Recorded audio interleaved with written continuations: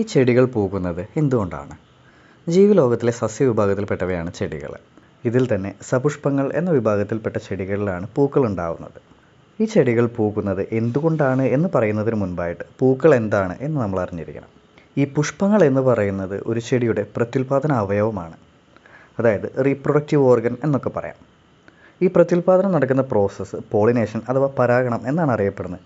നമ്മളുടെ ലാലേട്ടനൊക്കെ പറഞ്ഞ മാതിരി തേൻ കുടിക്കുന്നു, പറക്കുന്നു, പരാഗണം. അതെ, ഈ തേൻ കുടിക്കാൻ വരുന്ന വണ്ടുകളും പ്രാണികളും മറ്റു ജീവികളും കൂടാതെ കാറ്റും മഴയും എല്ലാം തന്നെ പരാഗണത്തെ സഹായിക്കാറുണ്ട്. ഈ പറഞ്ഞ പരാഗണം എന്ന പ്രോസസ്സിലൂടെ ഒരു പൂവിൻ്റെ ആന്തറിൽ നിന്നും ഒരേ ഇനത്തിൽപ്പെട്ട മറ്റൊരു പൂവിൻ്റെ സ്റ്റിഗ്മയിലേക്ക് പൂമ്പൊടി എത്തുമ്പോഴാണ് പരാഗണം നടക്കുന്നത്.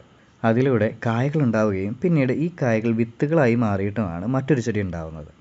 എന്നാൽ എല്ലാ ചെടികളും മരങ്ങളും ഇങ്ങനെയാണോ റീപ്രൊഡ്യൂസ് ചെയ്യുന്നത്? അല്ല കേട്ടോ.